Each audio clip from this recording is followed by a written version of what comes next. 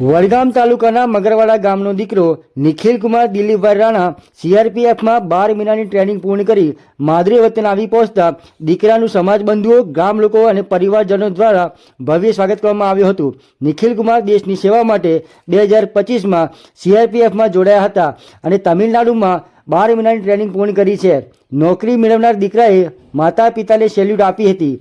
નિખિલ કુમાર દ્વારા હાજર પરિવારજનો અને ગામ લોકોનો આભાર વ્યક્ત કર્યો હતો. નિખિલ કુમાર દ્વારા ગામના સમાજના યુવાનો દેશની રક્ષા માટે ફૌજમાં જોડાય એવો સંદેશ સર્વ સમાજને આપ્યો હતો.